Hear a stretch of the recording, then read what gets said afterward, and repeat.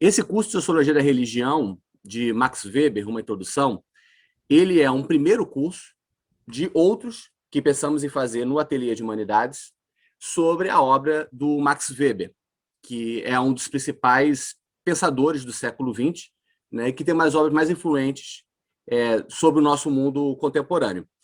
Esse curso ele começa com a religião por duas razões básicas. Primeiro, devido à importância do tema, né, tanto nas ciências sociais, quanto também no mundo contemporâneo.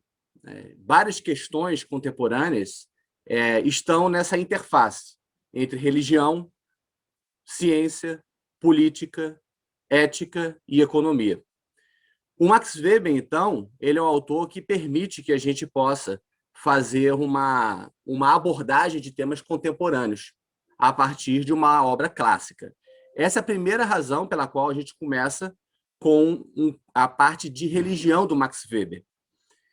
A segunda razão é que eu já trabalhei bastante com o próprio tema, em Max Weber, no decorrer dos 10 anos onde eu lecionei Sociologia da Religião, né, em pós-graduação Lato Sensu, e também orientei bastante sobre. Então, é um tema também que me é muito caro, né?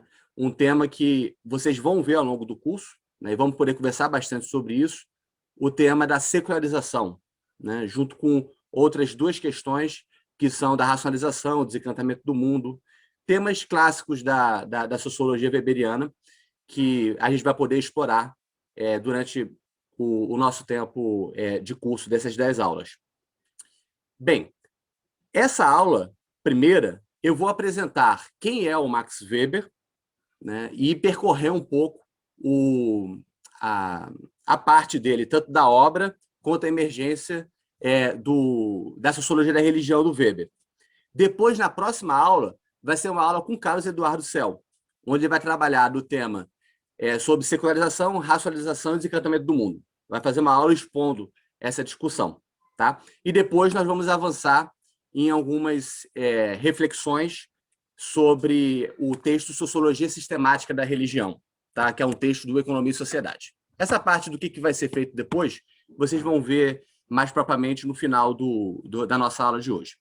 Bem, começando então o conteúdo do nosso curso com o Sociologia da Religião do Max Weber, como que isso emerge ao longo da obra dele. Primeiro eu vou apresentar quem é o Weber e um pouco do conjunto da obra. Depois a gente fala sobre a emergência do tema da religião. Vocês devem ter recebido, né, provavelmente não tiveram tempo de ler, um primeiro texto que eu escrevi que faz essa apresentação, que é o texto de base da aula. Sugiro que quem não tenha podido ler, o leia ao longo da semana, depois a gente pode até conversar sobre o texto, até poder enriquecer, saber que se ele foi bem apreendido, se foi dentro da medida da expectativa de vocês, e também para que a gente possa, de repente, enriquecer com mais informações e tudo mais. A nossa aula de hoje ela vai passar por esses 4 tópicos básicos. Quem foi o Max Weber? Quais são as fases e frentes da obra dele? Como que ele faz uma investigação, uma visão de conjunto sobre a sociologia da religião que ele desenvolve, e depois, de uma forma muito de passagem, vocês já vão ter uma ideia de quais são os problemas articuladores da problemática. Problemas articuladores que vão sendo enriquecidos ao longo do curso, uma vez que a gente vai falar o curso todo sobre essas questões. Vamos começar, então, tratando de quem foi o Max Weber. De que forma qual foi o percurso que ele fez, primeiro quem foi o Weber e depois o percurso que ele fez. Weber ele é um sociólogo alemão, né, que teve uma vida relativamente curta, de 56 anos, e a ironia da história, à luz da nossa condição de viver numa pandemia do coronavírus, é que ele morreu de gripe espanhola. Está escrito gripe espanhola aqui, por um errozinho. Ele morreu de gripe espanhola, uma pneumonia provocada pela famosa epidemia de gripe espanhola que ocorreu logo depois da Primeira Guerra Mundial. Ele não é um sociólogo propriamente. Ainda que ele seja considerado um clássico da sociologia, ao lado de outros, né? Vale citar o Emile Durkheim e Karl Marx, né? E normalmente se pensa esses três como os grandes clássicos da sociologia, e hoje em dia se recupera outros clássicos, como Georg Simmel, Gabriel Tarde, o próprio Comte, às vezes, é recuperado, e vários outros que vão surgindo como também clássicos da sociologia. Independente de quantos clássicos a sociologia tem, o Marcelo Moço também, independente de quantos clássicos a sociologia tem, o fato é que o Max Weber jamais deixará de ser um clássico da sociologia. E há razões muito claras para isso, que eu acho que nesta aula já a gente já vai poder entender o porquê que ele é um clássico da sociologia. Ainda que seja um clássico da sociologia, ele não é formado em sociologia, até porque não existia sociologia como uma disciplina das ciências sociais do seu tempo. Não existia ciências sociais, sociologia, nada disso muito bem estabelecido no seu tempo. O caráter de um clássico, no final do século XIX para início do século XX, se dá pelo fato de ser um fundador daquilo que a gente tem por sociologia hoje. Tá? Ele foi formado em Direito, em Heidelberg, e também, ao longo do curso de Direito dele, ele fez um percurso, formações, cursos em História, Economia e Filosofia. Né? Poderíamos dizer, para utilizar uma terminologia antiga, que quando se estuda Renascimento, que ele era um verdadeiro polímata. Ou seja, ele era uma pessoa que tinha diversas competências no campo do conhecimento humano. A sua primeira fase, ela se dá logo na sequência da formação dele, onde ele faz uma dissertação sobre história das corporações medievais de comércio, ou seja, faz uma dissertação no que podemos chamar de uma história econômica, e depois ele faz uma tese sobre a história agrária romana e a articulação entre a história agrária romana, ou seja, é um estudo de economia, com uma questão de direito, né, com uma investigação de história do direito, mostrando a relação entre a história agrária e o direito público e privado em Roma. Na sequência dessa dissertação e da tese, ele acabou se tornando professor. Em Berlim primeiro, depois foi Freiburg, depois foi para Heidelberg. Essa sequência dele mostra uma ascensão, digamos, já de uma carreira de alguém que já estava, nesse período, fazendo sendo reconhecido como alguém que já tivesse um perfil intelectual, uma produção intelectual já significativa. Né? Desde o início, ele é um intelectual de produção abundante em termos de escrita. Uma última observação sobre quem é Weber pessoalmente é dizer que ele foi marido da Marianne Weber, né, que foi aquela com quem ele compartilhou, digamos, toda a vida, e também foi aquela que foi responsável pelo espólio dele, né, pela compilação e pela publicação das obras dele, e também pela própria biografia. A primeira biografia do Weber foi da Marianne, que também era uma grande intelectual, e depois se mostrou também uma pessoa que tinha um pensamento próprio, ou seja, ela não é só a mulher de Weber, mas sim uma mulher intelectual que foi esposa de Weber e também foi muito importante na posteridade da obra dele e também na própria interpretação da obra dele. Feitas essas considerações iniciais, né, eu não vou entrar aqui em mais detalhes sobre a vida para a gente não ficar tomando tempo com isso. Essas coisas, de repente, podem vir num momento ou outro. Vamos passar um pouco pelo percurso da obra do Max Weber, mostrando como que, ao longo das etapas, vai se formando uma sociologia da religião no Weber. Existe uma primeira fase, que é aquela que deriva exatamente da tese da dissertação dele. Essa primeira fase a gente pode nomear como de uma história econômica, jurídica e agrária. É nessa interface entre economia, direito e a questão agrária que se desenvolvem suas pesquisas desde 1862 até 1898, que depois, por causa de um acontecimento, né, que está aqui no slide, vai fazer com que ele tenha um processo interrompido e depois volte para uma atividade criativa numa segunda fase. Os temas que são marcados nesse período são a questão agrária, não somente na antiguidade, mas também na Alemanha contemporânea. Então, ele, aos poucos, vai derivando uma agenda de história da questão agrária e da economia para uma reflexão e um estudo sobre a condição camponesa e agrária, dos trabalhadores agrários dentro do contexto da Alemanha do seu tempo. Esse tipo de estudo vai até se prolongar um pouco mais depois da própria interrupção dessa primeira fase em 1898. Tá? Mas se concentra mais na primeira fase esse tipo de preocupação com a condição agrária ou camponesa na Alemanha contemporânea. A segunda agenda que está presente nesse período é um robusto estudo, né, que deu um livro robusto, que foi publicado nas Obras Completas do Weber em 2 volumes, sobre a origem e a lógica da Bolsa de Valores, né, isso tudo na perspectiva de uma história econômica. Esse tema da economia vai passar por toda a obra dele, como a gente vai ver ao longo da aula de hoje. Tá? Então, a primeira entrada dele sobre a história econômica é feita, por um lado, pela questão agrária e jurídica, e, por outro lado, pela questão da Bolsa de Valores, né, que vai trazer um pouco do que ele desenvolve depois como categorias econômicas fundamentais, vinculadas à sociologia e tudo mais. Não é o conteúdo do nosso curso e também não vai ser alguma coisa que eu vou explorar nessa aula. Bem, qual é o acontecimento que faz com que se interrompa a primeira fase do Weber? É o fato de ele ter entrado numa depressão profunda, né, em 1898, que se prolonga até 1902. Ele chega até a ser internado e tudo mais.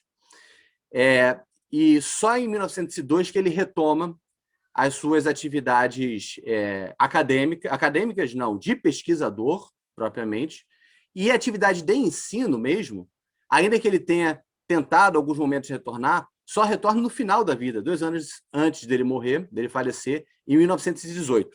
Então, vale sinalizar muito bem isso. Sim. O Weber ele é um pensador que teve muito pouca atividade como professor, né? E teve muita atividade e também disponibilidade de tempo para uma agenda de pesquisa e investigação empírica, teórica e muita escrita. Tá? Isso também era permitido para ele, e esse é um dado biográfico pessoal, por causa do casamento que ele teve, que também é um casamento que não deixou de ter também a possibilidade da independência econômica financeira para que ele pudesse fazer isso. Né? Ele não era um homem com necessidades econômicas de geração de renda para poder se sustentar. Né? Então, ele tinha uma independência financeira para fazer um trabalho meramente acadêmico, de atividade acadêmica. Deixa eu só tirar aqui. Admitir aqui, a Joyce está entrando. Bem, depois da depressão, né, e desse período em que ele esteve fora do ar, né, desencadeado por uma briga com o pai dele, né, que era uma pessoa bastante, não somente rica, mas também bem estabelecida intelectualmente e politicamente na Alemanha. Eles tiveram um atrito, um conflito, onde eles se romperam por causa de uma coisa extremamente trivial e boba, e depois disso ele entrou num quadro de depressão, né? E esse quadro se prolongou ao longo da vida, né? Ele teve a depressão como um problema crônico ao longo da vida dele. Depois dele sair dessa depressão, ele retorna em 1902, ampliando a agenda de pesquisa dele, né? Em diversas frentes, e no que interessa para a gente nesta aula, fazendo uma pesquisa que começa a trazer, na segunda fase, um problema que é aquele que marca boa parte da obra dele, né, e que vai estar presente no primeiro livro que ele vai publicar sobre religião, que é o famoso Ética Protestante, Espírito e Capitalismo. Qual é o problema? É o da relação entre religião e capitalismo. Tá? É nessa fase que essa questão emerge, a partir de 1902. Antes de eu falar sobre esse problema especificamente, vale sinalizar algumas coisas de percurso intelectual que são significativos, tá? Para a gente ter uma visão de quem é o Weber como pesquisador e como acadêmico. Em 1904, ele se torna diretor dessa revista que vocês estão vendo aqui, essa capinha aqui, que é Archiv für Sozialwissenschaft und Sozialpolitik, traduzindo Arquivo para a Ciência Social e a Política Social. Essa revista ela já existia antes de ele se tornar diretor, e quando ele se torna diretor numa nova fase da revista, numa nova política editorial, em parceria com os Werner Sombart e o Edgar Jaffé. Anotem esse nome, Werner Sombart, como um interlocutor muito próximo de Weber e como alguém que vai ser importante para o debate do Weber sobre a origem do capitalismo. Tá? Sombart, ele participava de interlocuções com o Weber no próprio ciclo que ele fazia de intelectuais que frequentavam a casa dele e da Marianne, né? O Sombart, Georg Simmel e outros autores faziam isso. O Ernst Trost, difícil nome de se expressar, de se pronunciar, são autores que participaram do ciclo deles, interlocutores próximos. O Sombart não é só interlocutor próximo, mas ele também escreveu uma obra que é muito importante sobre a origem do capitalismo, em que ele dá muita atenção ao judaísmo como estando na origem do capitalismo, né? E o Weber ele defende uma outra tese, que não seria o judaísmo, mas sim o protestantismo, né? Por isso que eu quero que vocês anotem aí o Sombart como sendo alguém relevante para que a gente, depois, quando entre na questão sobre o protestantismo, tenha armada essa discussão sobre que tipo de religiosidade, quais argumentos que trazem a ideia de que é o protestantismo, na perspectiva de Weber, que está vinculado à emergência do capitalismo moderno, industrial, tal como conhecemos. Tá? Voltando à questão da revista. Nessa revista aqui, ele publicará muitos dos ensaios que são clássicos contemporaneamente, tanto sobre metodologia das ciências da cultura, que dá um livro com 2 volumes, publicado até em português, uma tradução muito ruim, né? Esperamos que logo, logo venha a sair uma tradução desses escritos metodológicos que seja de qualidade, né? Ele publicou esse livro de metodologia, esses ensaios que vão dar no livro de Metodologia das Ciências Sociais, das Ciências da Cultura, neste livro, nesses arquivos, nessa revista, e também publicou os ensaios de religiões, tanto ética protestante quanto outros, nesse volume. Então, eu estou falando isso para que vocês entendam que o Weber, enquanto um escritor, não é alguém que entregou livros prontos, editorialmente prontos, para o público, mas muitas vezes os livros que a gente tem em mãos são compilações de escritos que não foram publicados por ele, porque ele faleceu repentinamente por causa da gripe espanhola, ou então que foram publicados em ensaios em revistas. E depois, posteriormente, foram feitos os trabalhos editoriais de reunião desses ensaios em livros, né? Isso é uma questão relevante para entender o perfil da obra do Max Weber e também entender que, por causa disso, acabam surgindo certas questões de cunho editorial e exegético, né? Por exemplo, nesses ensaios de metodologia da ciência da cultura, que a gente não vai tratar nesse curso, ele tem ensaios desde 1904 até 1913, um período de tempo de produção intelectual dele em que muita coisa andou, né? Desde o ensaio absolutamente genial sobre a objetividade das ciências sociais e políticas, que ele escreveu e publicou no primeiro volume da Archive, e o outro ensaio lá de 1913, que é sobre o sentido da liberdade de valores nas ciências sociais e políticas, né? Entre esses 2 ensaios, você tem uma diferença grande, muita coisa andou na reflexão dele sobre metodologia das ciências, sobre sociologia, sobre categorias fundamentais e tudo mais. Então, fica sinalizado esse ponto aqui.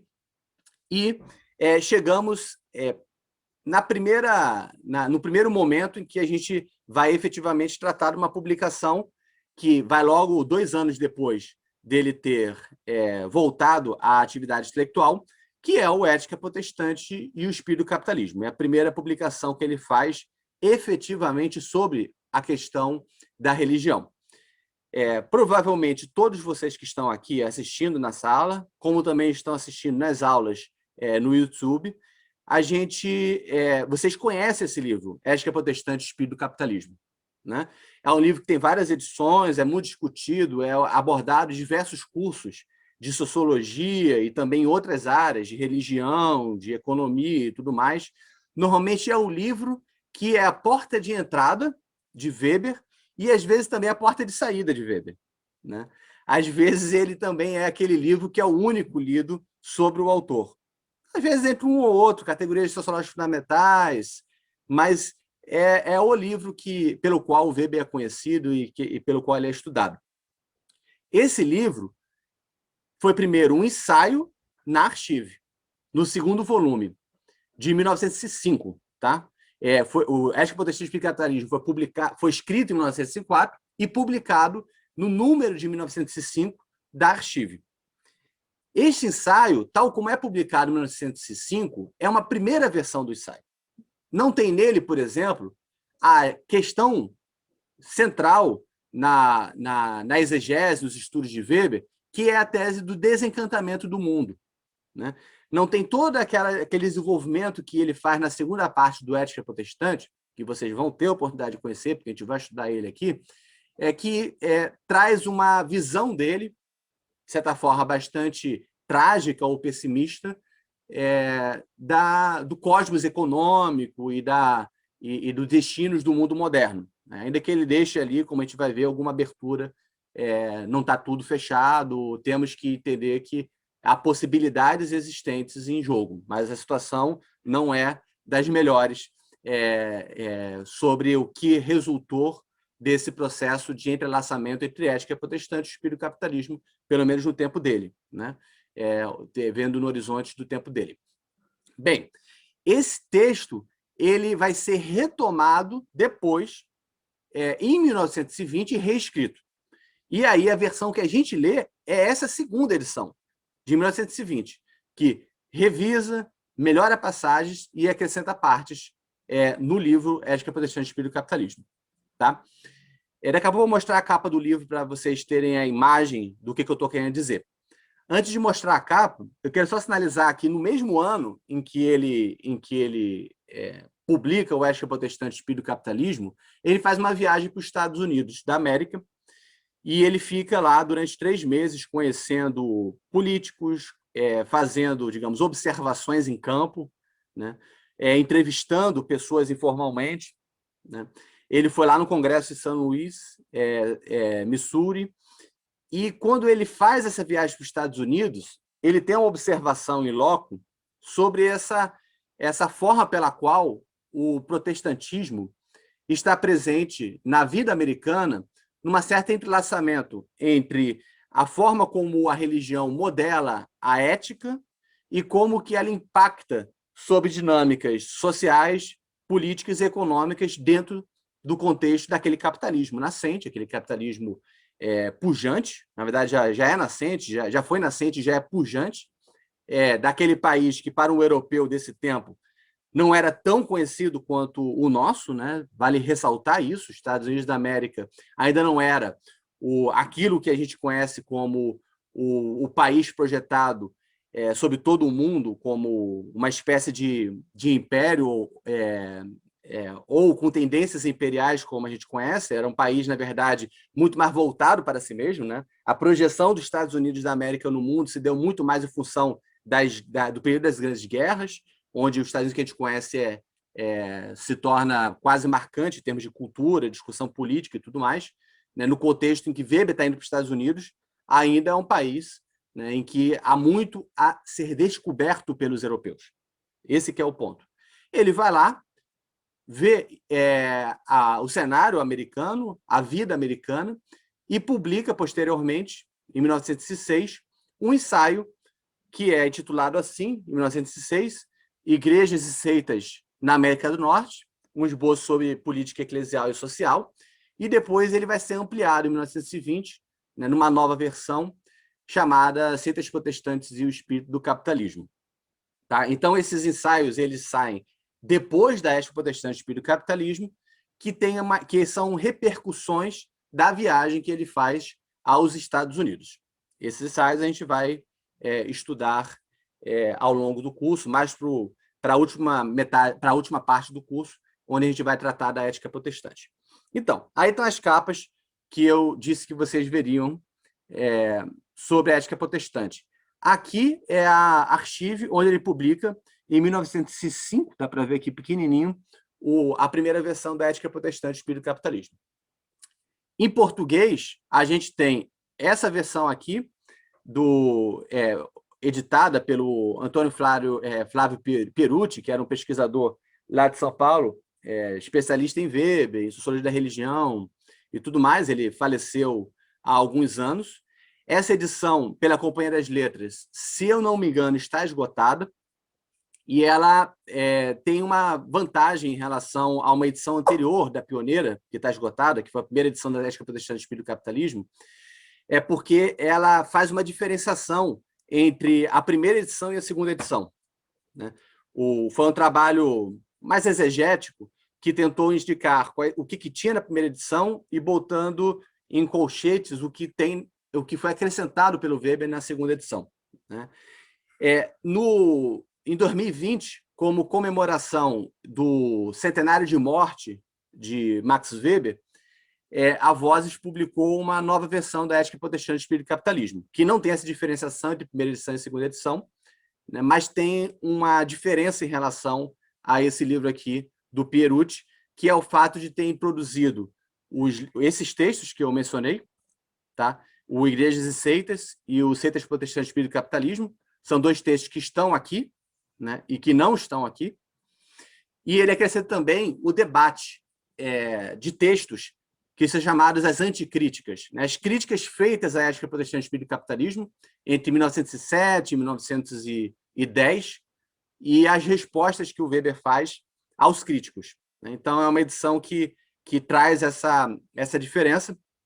E também ela traz o prefácio os sites reunidos de sociologia da religião, sobre o qual eu vou falar daqui a pouquinho, que é um prefácio que não está aqui, né? As observações preliminares aos grandes ensaios, a compilação dos ensaios de sociologia da religião do Weber, que não estão aqui e estão aqui. Observações preliminares essas que estão na primeira edição do Ética Protestante do Espírito do Capitalismo, publicado pela Pioneira, né? É uma questão de exegese aí que eu posso esclarecer um pouquinho daqui a pouco, né? Por que há uma decisão de colocar ou não colocar as observações preliminares no início da Ética Protestante. Vocês vão entender isso. Bem,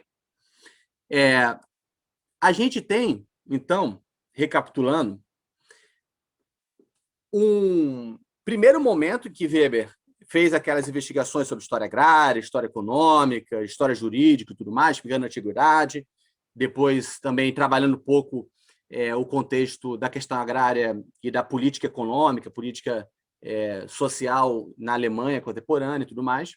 Aí ele tem lá um pequeno problema do ponto de vista pessoal e ele fica, digamos, numa situação de incubação e depois ele retorna, digamos, explodindo. Eu acho que é uma imagem interessante ser trabalhada, né? Explodindo, mas ainda variado, porque ele continua com os problemas que ele tem em termos psicológicos a vida toda. E isso é uma questão menor para a gente. O que importa é entender a obra dele, e não tentar ler a obra do ponto de vista dos problemas psíquicos dele. Tem gente que faz isso. E eu acho que é um mau exercício de compreensão da obra do autor você tentar explicá-lo a partir de questões psíquicas e tudo mais. Bem, quando ele explode, você tem aí um cenário de uma série de agendas que emergem no contexto de 1902 até 1920, que é o ano da morte dele, né? É um período aí de 18 anos. Em 18 anos, você tem ensaios, escritos, discursos, que tratam de temas tão variados quanto esses que estão aí na frente. Ele pega história econômica e social da antiguidade europeia e não europeia. Isso logo nesse período da virada do século XIX para o XX, ele está muito engajado nisso. Mesopotâmia, Egito, Pérsia e tudo mais. Por que esse tema vai ser importante para a sociologia da religião? Porque ele já está introduzindo aí a questão de um olhar do pesquisador, né, que está pensando a partir do Ocidente, pensando a partir do problema da modernidade, para situações e condições civilizacionais não europeias. Tá?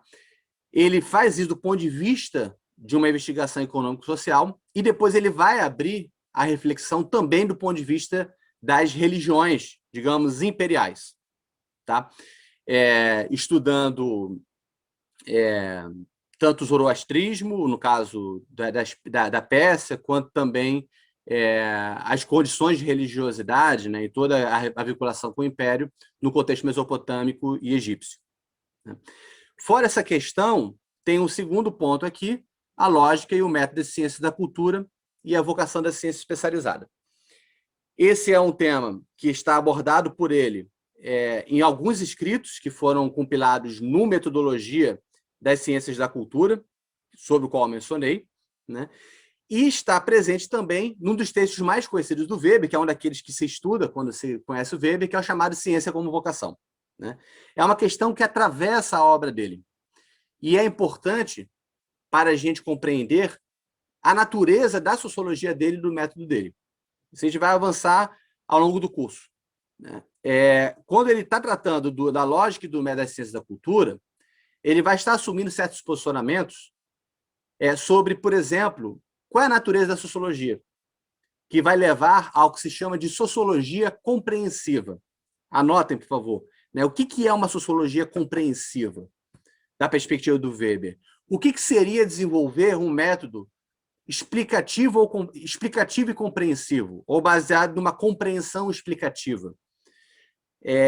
Isso traz um monte de questões sobre a relação entre juízes de fato e juízes de valor. Como que você pode imputar uma relação causal? Né? Que tipo de relação causal o cientista social, o cientista político, deve buscar? Né? Deve buscar leis universais? Ou deve buscar imputações causais específicas, singulares? Né? Qual é o papel do cientista na crítica de valores ou nos posicionamentos valorativos? Né? Se o cientista deve assumir posições normativas e a ciência ela sempre vai estar vinculada à política, ou o cientista deve se opor a assumir posições normativas e até mesmo tomar a questão das posições normativas sobre valores e tudo mais e tal como objeto de pesquisa? São questões que são aquelas que o tempo todo, quando se estuda Weber, são tratadas nos cursos, né, sobre Weber, quando são mais aprofundados, e elas são relevantes do ponto de vista do estudo sobre religião. Né? É aí, mas não só aí, que a gente tem a oposição, que é clássica, entre Weber e Marx. Né? Ou Weber e o chamado materialismo histórico. É uma oposição que faz sentido, a gente vai ter oportunidade de avançar sobre ela. Né? Existe uma diferença muito grande da metodologia de uma sociologia compreensiva à la Max Weber e de um materialismo histórico na tradição marxista, mas também não precisamos pensar o Weber como sendo um anti-Marx e a sociologia compreensiva e as questões metodológicas dele como sendo justificadas apenas por uma crítica ao marxismo. Né? Isso é reduzir demais a proposição weberiana, tanto metodológica quanto também as pesquisas social-históricas de Weber. Né? E também opor eles faz com que também não se entenda também quais são os pontos em comum entre as suas visões, ainda que seja muito difícil de dizer que Weber e Marx podem andar juntos. Né? Eles não conseguem andar juntos, mas também existem pontos de convergência. Por exemplo, a exigência de uma metodologia histórica. Né? Isso é uma questão central neles. Um segundo ponto de convergência é a preocupação com o capitalismo, a natureza do capitalismo como algo que é relevante para entender a natureza do mundo moderno. Né? Bem, deixem guardadas aí as questões sobre metodologia e vamos enumerar aí algumas outras rapidamente que também surge nesse período. Várias relacionadas à política. Questão da Revolução Russa de 1905. Depois, no final da vida, ele também vai analisar a natureza do socialismo na relação com a burocracia. Questões políticas, como a relação entre parlamento e governo, como que se deve organizar e como é possível organizar constitucionalmente o Estado, que envolve questões muito importantes no âmbito da sociologia do direito e da filosofia do direito. Né? Ele parte, no período de 1902 e diante, para o estudo do trabalhador industrial e da psicofísica do trabalho. Ele tem volume nas obras completas sobre este ponto.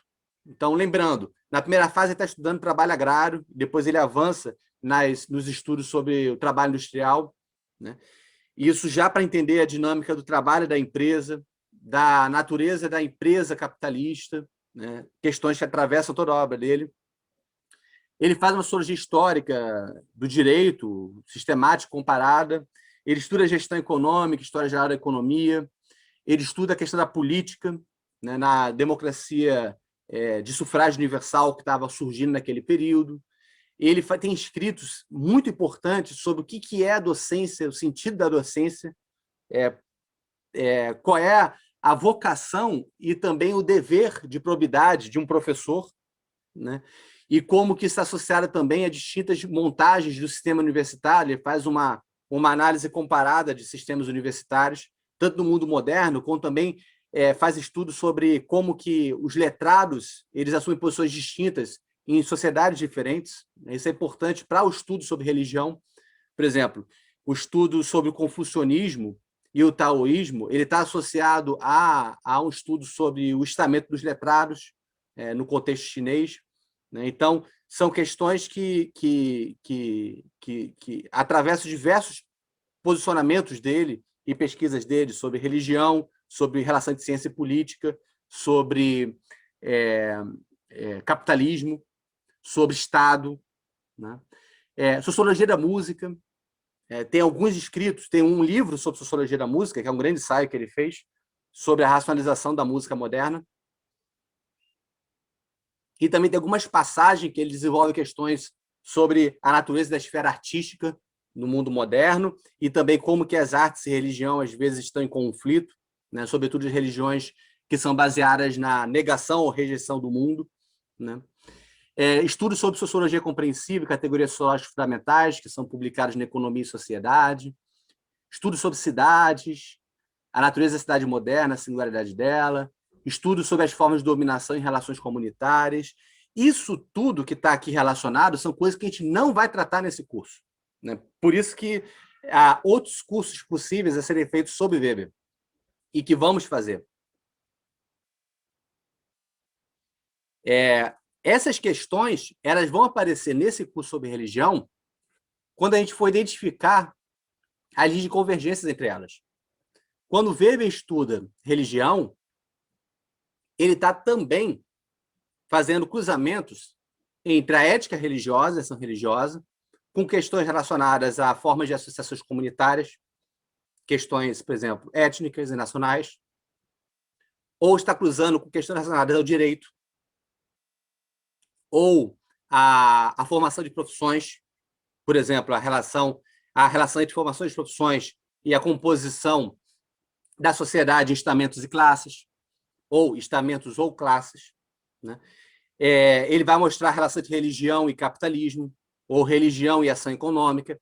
Então, quando ele está montando a discussão dele sobre religião, ele está fazendo esses vínculos com as outras questões, mostrando as correlações causais existentes. E, ao fazer isso, é muito importante sinalizar que ele não está estabelecendo uma causalidade primeira, ou seja, dizendo que é a economia que vai determinar a religião, ou é a religião que vai determinar a economia, ou que vai determinar as outras esferas. Não. A forma como se arma o campo weberiano é de entender essas múltiplas cadeias causais e como que elas se entrelaçam, sem nenhuma necessidade histórica, né? Com bastante atenção ao caráter contingencial, né? Ao caráter contingente do entrelaçamento causal, que é sempre multicausal, e também como que esse entrelaçamento pode levar a singularidades causais, né? A emergências históricas. né, que não são necessidades históricas, só que uma vez surgindo também, acabam tendo seus efeitos, né? E até muitas vezes podem desenvolver lógicas férreas, lógicas que se autocolocam e se autorreproduzem. Tá? Bem, sobre essa questão, então, da grande agenda dele, vocês já estão entendendo, né, que a gente vai perpassar alguns pontos que eu coloquei ali quando a gente tratar de religião, mas que também não tem como entrar nesses tópicos todos. Para a gente efetivamente adentrar o desenvolvimento da sociologia da religião do Weber, para além da ética protestante e o espírito do capitalismo, eu só queria trazer dois slidezinhos para esclarecer um ponto que é um ponto polêmico em relação a Weber, que é o dos posicionamentos políticos do autor. Né? Eu já cheguei a mencionar sobre essa oposição entre Weber e Marx. Né? Essa oposição entre Weber e Marx, ainda que faça sentido, às vezes bloqueia a compreensão do Weber, porque ele acaba sendo lido a partir de uma perspectiva marxista. Ou seja, Weber como um antirrevolucionário, ou Weber como anti-teoria crítica. Né? Essa interpretação era muito comum no contexto brasileiro, muito em função da forma como ocorreu a dinâmica universitária no Brasil no século XX, e bloqueou muito o acesso, no Brasil, uma boa recepção, uma recepção de qualidade, tanto em Weber quanto em Durkheim. No Emílio Durkheim, que é outro sociólogo clássico, fundador da sociologia propriamente. Né? No caso do weberiano, atrapalhou menos, porque Weber ainda teve, né, dentro da universidade, algumas pessoas que foram responsáveis por desenvolver uma boa exegese, uma boa recepção de Weber no contexto brasileiro. Né? O Gabriel Kohn, que também fez uma leitura de Weber mais próximo da Escola de Frankfurt, o Perucci, e outras pessoas mais fizeram esse tipo de trabalho. Só que, mais recentemente, que se saiu também de um esquema de interpretar Weber pela via do marxismo, seja como oposição, seja como junção, e começar efetivamente a trabalhar Weber a partir de uma exegese, de um trabalho de pesquisa sobre a pertinência do próprio Weber. Por que o Weber... Isso, muito Carlos Eduardo Sell, né, que é orientador de pessoas que estão aqui na sala, e também que vai estar na próxima aula, ele tem um papel importante nisso, né, o caso Eduardo Sell, de trazer um Weber sem esse viés do diálogo dele com o marxismo. Por que o diálogo com o marxismo acaba enviesando um pouco a leitura de Weber? Porque, ao interpretá-lo como sendo um autor antimarxista, muitas vezes o compreende apenas como um autor conservador. Então, é muito comum nas sociologias, nos cursos de ciência política, sobretudo, colocar o Weber na linha dos conservadores. Né? Trabalha Pareto, que é um italiano, conservador italiano, trabalha Robert Michels e trabalha o Weber. Né? E outros mais, como Mosca, alguns autores conservadores, falando que o Weber faz parte de uma escola elitista. Ainda que seja uma meia-verdade, faz com que a gente não entenda que o autor, por exemplo, pode ser lido como ter uma perspectiva mais democrata-liberal, né? Mais próximo do liberalismo do que do conservadorismo. Sem querer me adentrar muito nessa discussão, que seria para ser avançada mais num curso sobre sociologia política, sociologia de dominação de Weber, o que importa é sinalizar que, em termos de fatos, ele foi filiado a uma associação de economia na Alemanha, voltada para a política social, né, que desenvolvia uma concepção de economia social, economia nacional, que tinha um vínculo entre uma tentativa de via média entre o desenvolvimento de justiça social, questão social, e também preservação da liberdade econômica, né? O chamado socialismo de cátedra, que está associado à proposição da sociologia, da Associação Alemã de Sociologia. Então, é uma associação que tinha um caráter de vincular economia e sociedade, e economia à questão social e ao interesse da nação. Né? Weber foi associado a ela e depois se distanciou e organizou uma associação alemã de sociologia, né? Que, junto com outros colegas, como o próprio Tones, com George Simmel e tudo mais. De fato, ele sempre foi é um crítico dos ideais revolucionários, só que isso não quer dizer que ele não tenha tido uma visão da questão social e do problema da questão social e como resolver, né, como gerir a economia, como lidar com as demandas de direitos do trabalho sociais no contexto do capitalismo industrial. São questões que estão no horizonte dele. E o fato que é difícil de se recusar, que não tem a ver com uma própria visão conservadora, é o de que ele é um pluralista e assume uma posição liberal, né? Não no sentido neoliberalismo, mas no sentido de reconhecer que não tem como retornar a um mundo unificado por uma visão de mundo única, né? O mundo é, por si mesmo, plural e tem que se lidar com isso no mundo moderno, né? Ele também atuou politicamente na República de Weimar, né, na montagem da República, no contexto do pré-guerras.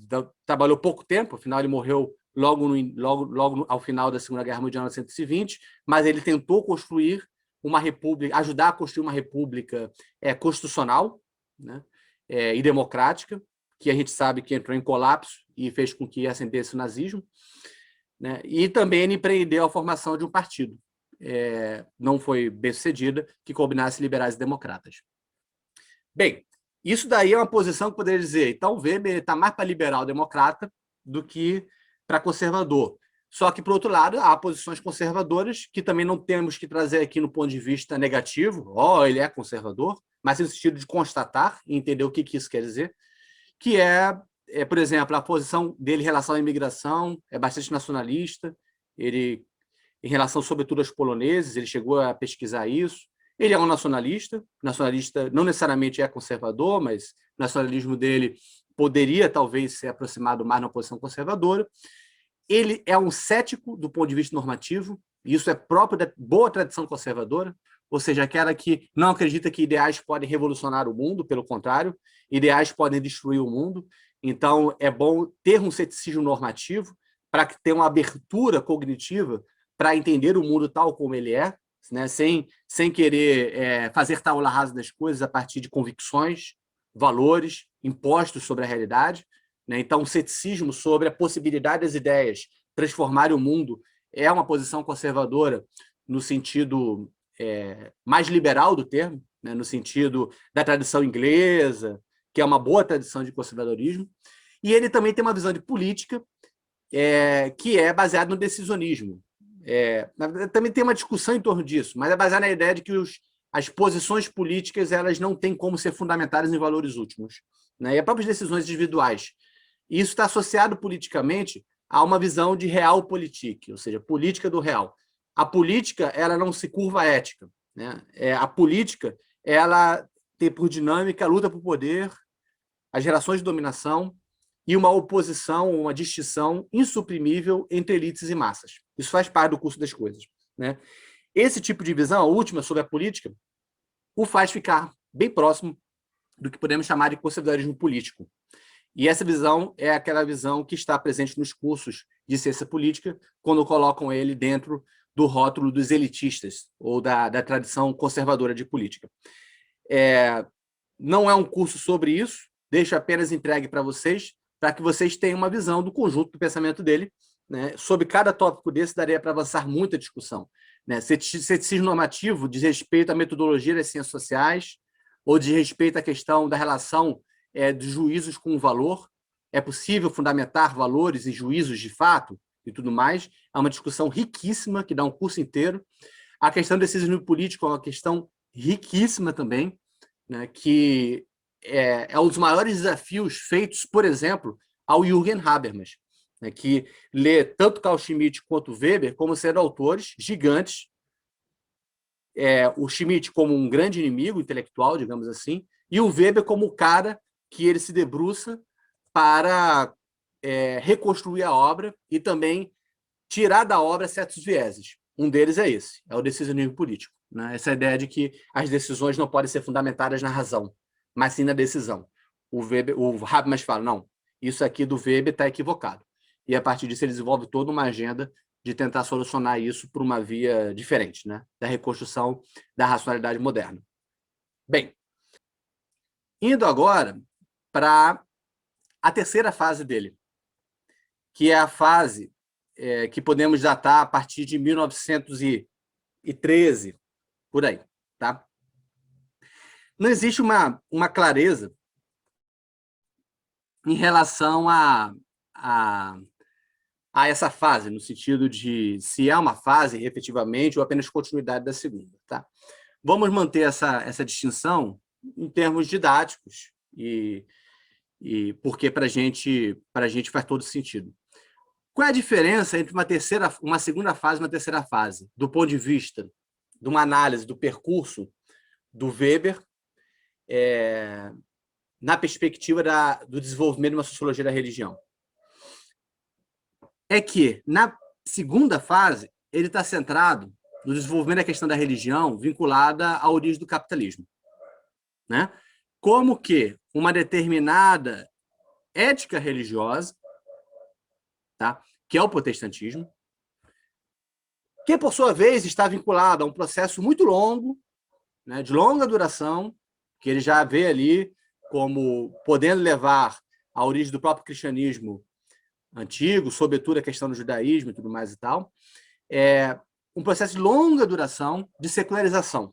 A gente vai ver esse termo com cuidado na próxima aula, né? Que é um tema extremamente complicado da sociologia da religião contemporânea. Né? Então, ele está preocupado com a questão da secularização das sociedades modernas na chave da formação do capitalismo.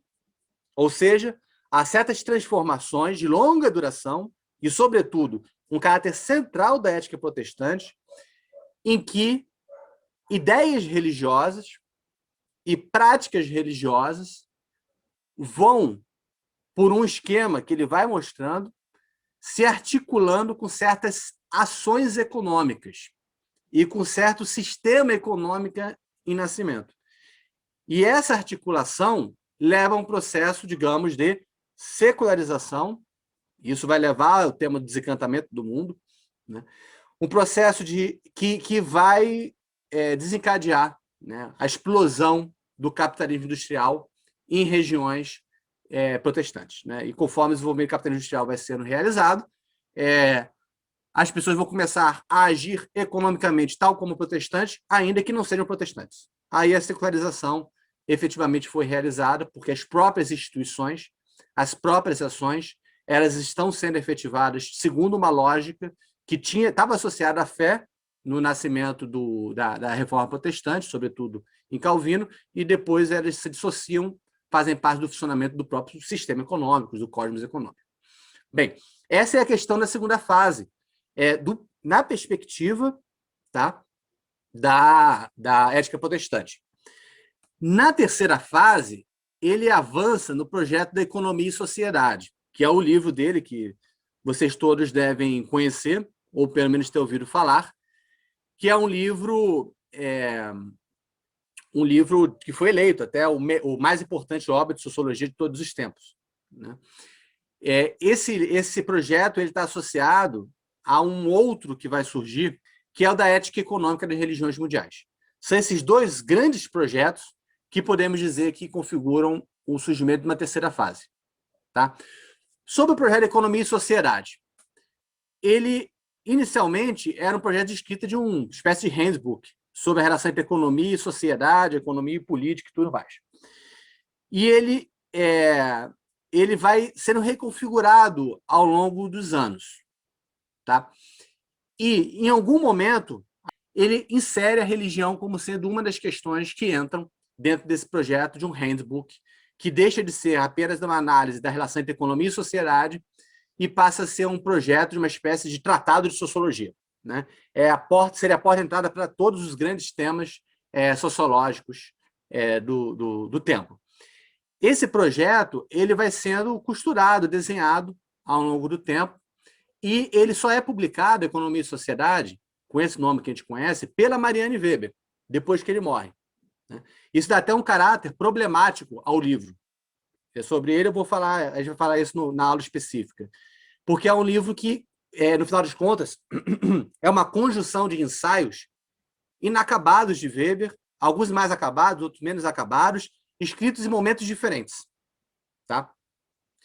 Esse projeto da Economia e Sociedade, para o que nos interessa nesse curso, ele vai ter dentro dele, tá, a inclusão de um escrito, de um escrito pujante, de 150, 200 páginas, de sociologia sistemática da religião, ou que ele chama de sistemática da religião, né? Também ele chama do momento de casuística empírica dos modos de contemplação e da religiosidade ativa. Essa história que eu estou contando está no livro do caso Eduardo Husserl, né? O Max Weber e a Racionalização da Vida, esse livro aqui. Tá? É só vocês pegarem e lerem. Essa inclusão do projeto, ela é proposta por ele ao editor, ao mesmo tempo que ele está escrevendo. Ele meio que finaliza o texto, que é o Sociologia da Religião, tipos de relações, aqui é um R, tá? Comunitárias religiosas, no primeiro, que está inserido no primeiro volume do Economia e Sociedade. Tá? Esse título não foi dado por ele, esse título foi dado pelos editores do Economia e Sociedade. Esse texto, ele é um texto importante para a gente. Está aqui, ó. Primeiro volume, capítulo 5. Sociologia da Religião, tipos de relações comunitárias religiosas. É um texto de 12 parágrafos, tá? Robusto, pode ver que começa na 239 e vai até 418. Essa edição ainda é uma edição grande, com um trabalho de diagramação gráfica horrível, né? Difícil de se ler, que pesa mais ainda o texto. É um texto que a gente vai explorar bastante na terceira, na quarta e na quinta aula, esmiuçando esses parágrafos. Então, do ponto de vista da nossa cronologia, a gente teve Ética Protestante, Espírito e Capitalismo, os textos dele sobre protestantismo, a gente tem esse texto aqui. Esse texto já abre todo o campo de uma sociologia histórico comparada das religiões. Não só das religiões mundiais. Esse conceito eu vou explicar depois, né?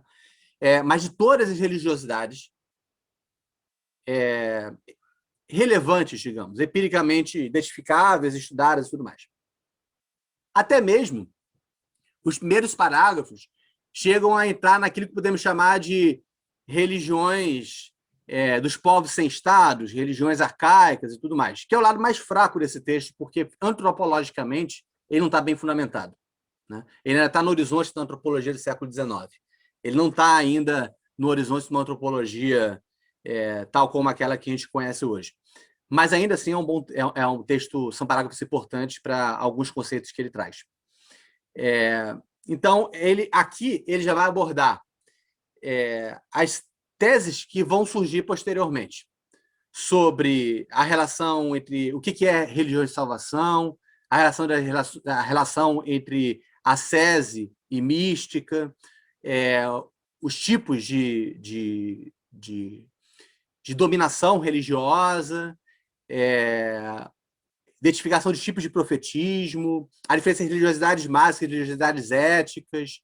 Ele vai mobilizar um material que envolve judaísmo, islamismo, cristianismo antigo, o próprio cristianismo ocidental, o catolicismo, igreja oriental, Mesopotâmia e Egito, zoroastrismo. Ele está trabalhando com todo o universo de textos. Esse texto é o único em que ele tem essa reunião dessas todas as religiosidades, tanto ocidentais como não ocidentais. E é o que nos restou, então, da visão mais ampla do projeto dele. E por isso que a gente tem uma atenção importante a esse texto. Tá? Bem, depois desse segundo texto, digamos, segunda frente de escrita dele, que é a Sociologia Sistemática da Religião, esse aqui, né? Que também pode se chamar de Sociologia das Comunidades Religiosas, ou das Religiosidades Comunitárias, né? O ponto dele é isso, assim, que uma forma de comunidade religiosa e como ela interfere sobre a ação, o ethos e a forma como as pessoas, né, os religiosos, aqueles que agem religiosamente se relacionam com o mundo. Depois desse daí, ele vai, então, avançar para o projeto do Ética Econômica das Religiões Mundiais, né? É um projeto que, digamos, aprofunda aquilo que foi apresentado esquematicamente por ele na Sistemática das Religiões. nesse texto da Economia e Sociedade. Tá? O escopo é isso, para ele, inicialmente, as religiões de todo mundo. E o objetivo é fazer uma sociologia histórica comparada que mostre as relações causais existentes entre os etos dessas religiões, ou seja, as formas de vida, né, os estilos de vida, as orientações de vida dessas religiões, dos religiosos, né, daqueles que agem em relação às crenças, ideias religiosas e práticas religiosas de determinados sistemas existentes. Como que isso vai configurar uma relação com o mundo, né? Então, vai ter uma tipologia que ele vai estabelecer, né, sobre tipos de religiosidades e como que determinados tipos de religiosidade vão estabelecer uma relação com o mundo diferente, né? Aí tem a grande divisão que a gente vai trabalhar depois sobre religiões magicamente motivadas, intramundanas e tudo mais, e religiões de rejeição do mundo, de negação do mundo. A gente vai ver isso, é uma grande oposição dele, que também vai estar associada a uma outra oposição, que é a questão das religiosidades mágicas e religiosidades éticas, né? Ele vai armar esse campo para depois começar a avançar num esmiuçamento de como que essas religiões, que ele chama religiões de salvação, né? Até a própria ideia de salvação, como é que ela emerge, né? A ideia de pecado e tudo mais e tal, como que essa religiosidade de salvação, tanto o Ocidente quanto o Oriente, vão estabelecer formas de rejeição ou negação do mundo. E como que, por sua vez, desses tipos de religiões, vai surgir um certo tipo de religião, que é a da ética protestante, que vai trazer uma sese intramundana, né? Então, é isso que é o escopo mais amplo dele, que vai tentar mostrar o quê? Como que, então, esses tipos de etos e ações religiosas se vinculam a formas de ação comunitárias ou associativas no âmbito do que podemos chamar de economia, né? Do econômico, no sentido mais amplo do termo, não só mercado, né? Da vida econômica, da reprodução da vida. E como que essas distintas religiosidades vão racionalizar ou impedir a racionalização da ação econômica. Tá? Essa questão, então, das formas de racionalização, ela é uma questão importante de vocês entenderem, né? Esse eixo, que é a relação entre religiosidade, ações religiosas e caminhos ou não de racionalização do mundo. Esse conceito de racionalização e de tipos de racionalização a gente vai ver ao longo do curso. Não vamos esmiuçar isso aqui agora. Deixe só guardados isso, que é o ponto principal dele. Por que o ponto principal dele? Essa relação entre ação religiosa e formas de racionalização ou não do mundo, e que sentido, de que forma?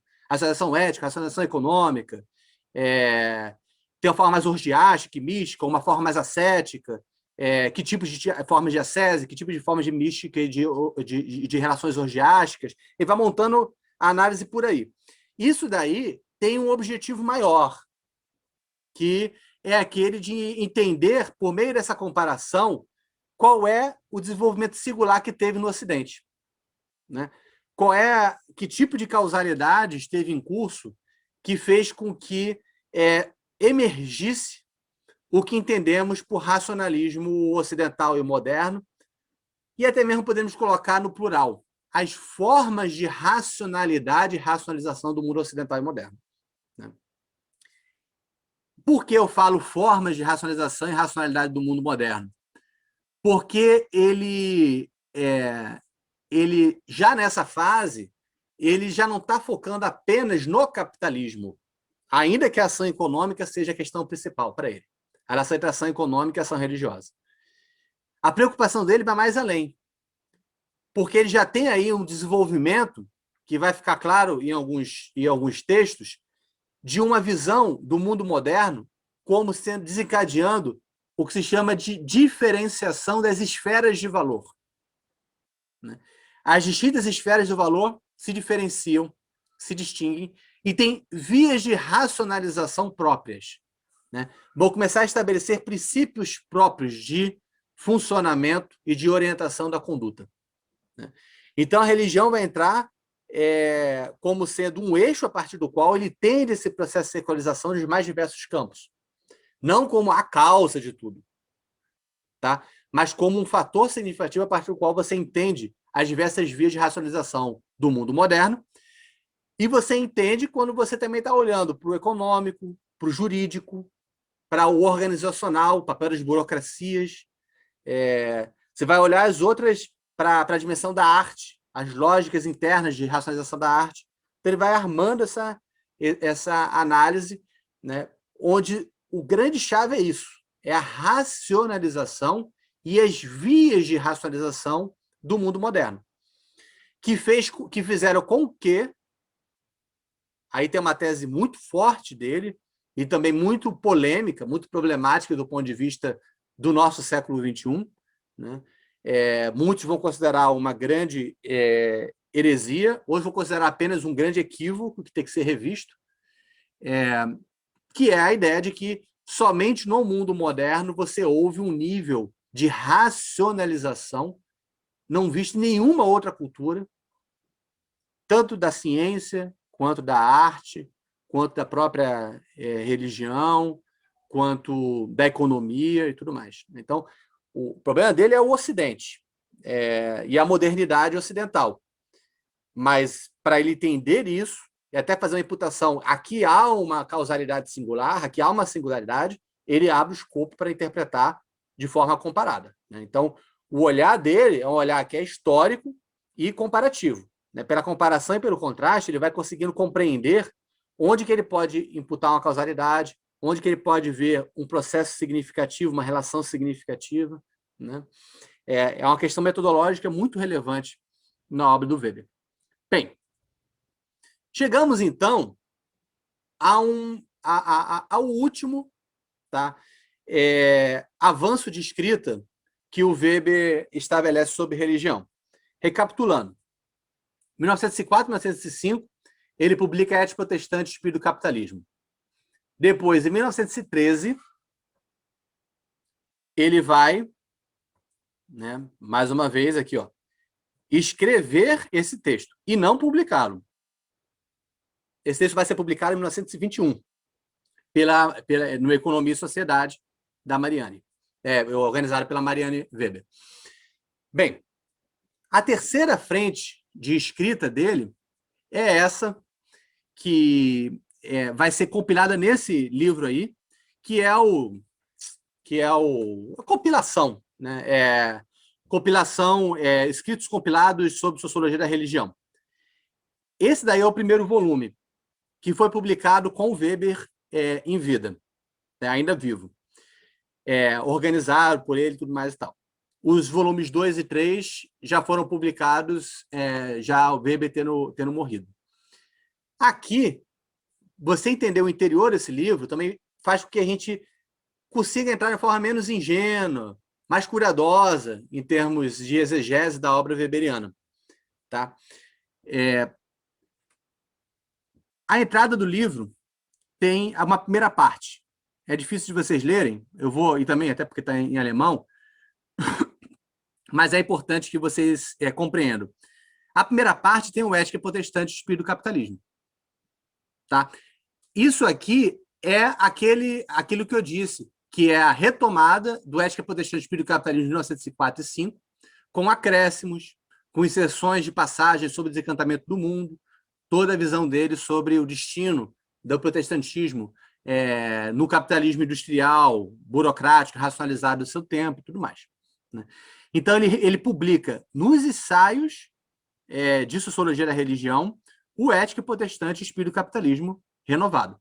Por isso que a Ética Protestante e Espírito do Capitalismo Por isso que a Ética Protestante do Capitalismo tem duas edições, o de 1904 e 5 e 1920. Depois,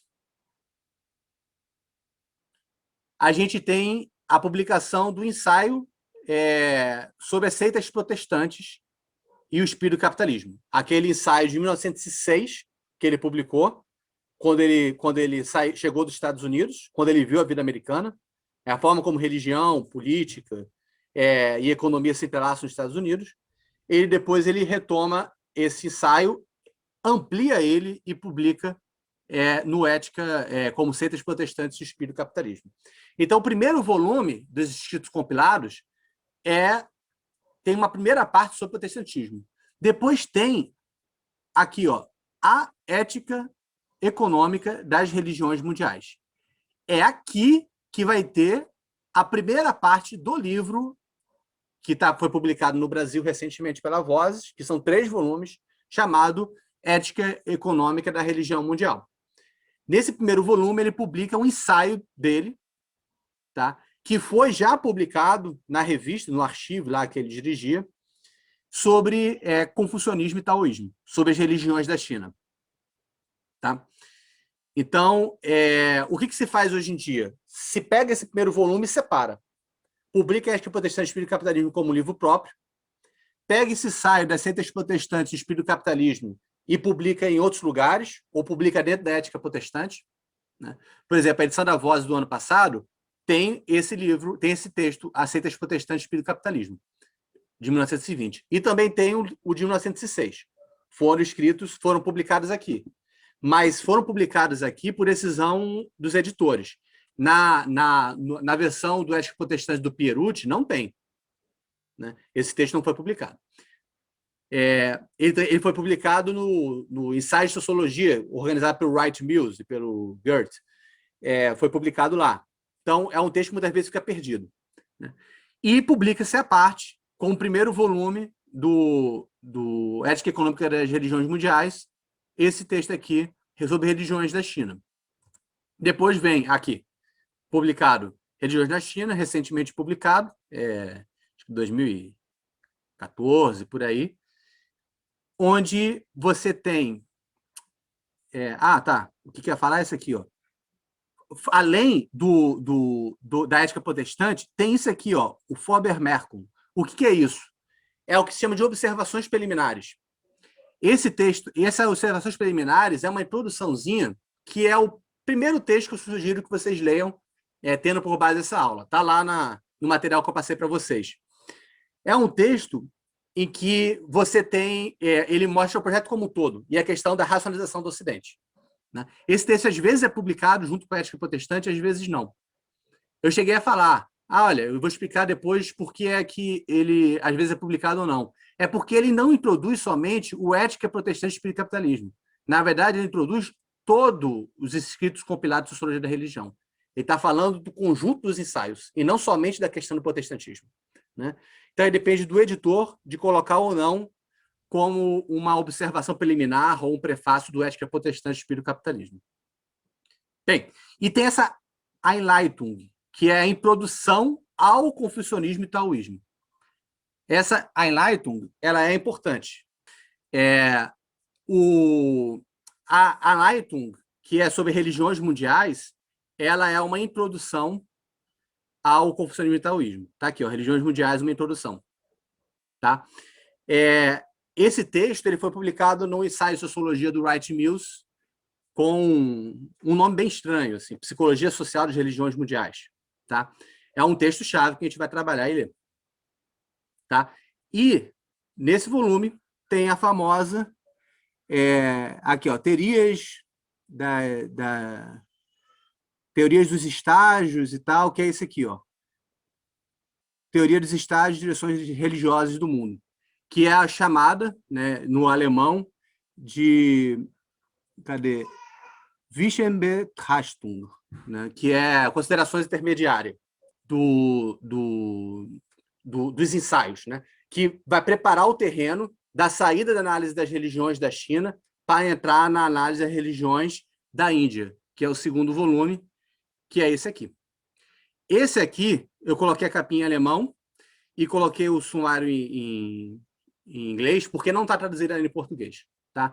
Esse livro a gente vai trabalhar com a participação de um monge, né, que é especialista em hinduísmo e budismo, que é o Leopoldo, que vai tratar junto comigo desse livro aqui. Esse aqui, sobre o confucionismo e taoísmo, vai estar o Paulo Henrique Martins comigo, para a gente conversar junto sobre.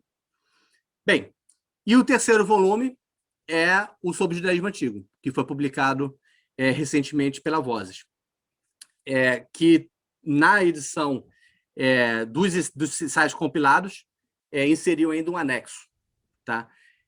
Do Weber, um escrito do Weber que não tinha sido publicado lá na primeira versão do judaísmo antigo, que foi publicado na Archive. Bem, é isso. A aula de hoje só teve esse tipo de objetivo, de fazer essa apresentação e indicar esse ponto aqui, que o projeto, no final das contas, como eu disse, ficou inacabado.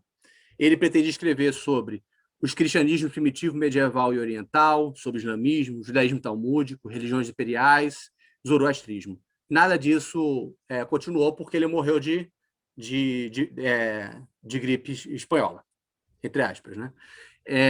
O que a gente tem sobre isso são partes esparsas, sobretudo lá no Sociologia da Religião, no texto do Economia e Sociedade. Ele mesmo tinha falado para o editor que teria um volume desses escritos compilados somente sobre cristianismo primitivo, judaísmo talmúdico, islamismo e cristianismo oriental, e também teria um volume dedicado totalmente ao cristianismo ocidental. Infelizmente, isso não ocorreu. Tá? Nas próximas aulas, veremos... na próxima aula vai ter o caso Eduardo Cel com a gente, trabalhando esse cruzamento na obra do Weber de secularização, racionalização e desencantamento do mundo. Que conceitos são esses e as distinções entre eles e o lugar deles na obra do Weber. E depois a gente vai entrar na aula seguinte numa análise do sociologia sistemática da religião, né, mostrando as categorias fundamentais da sociologia, das formas comunitárias religiosas e fazendo as tipologias. E devo avançar isso umas 2 aulas, para depois a gente entrar efetivamente nas religiões mundiais, em cada uma delas, né, nesses 3 volumes da ética econômica das religiões mundiais. É isso, pessoal. Primeira aula dada hoje. Espero que vocês tenham apreciado. É apenas um panorama geral. A gente vai ter condições de ir aprofundando em detalhes e nuances cada um dos textos. Eu sugiro que vocês leiam o texto que eu publiquei hoje, escrito por mim, que está lançado no Ateliê de Humanidades, tendo muito por base alguns textos, né? Obviamente, tanto os próprios de Weber, quanto também o texto do caso Eduardo Cel, tá? Do Racionalização, Max Weber, Racionalização da Vida. Então, eu deixei lá no texto uma apresentação feita por mim e também algumas indicações de leitura. Texto do caso Eduardo Cel no livro dele, textos que estão no site do Ateliê de Humanidades e também a edição comemorativa do jubileu de morte dos 100 anos do Weber, que a gente fez, eu e o Cel, em junho do ano passado, né? No dia exato da morte do Weber. A gente fez esse jubileu e é uma apresentação brilhante do Cel, que também dá uma visão panorâmica do Weber, certamente muito mais sofisticada e bem informada do que a minha. Tá bom? Então, recomendo também que vocês vejam. Beleza? Então, nos vemos no próximo sábado com o caso Eduardo Cel aqui com a gente. Tá bom? Trabalhando sobre secularização, racionalização e desencantamento do mundo. Okay. Valeu?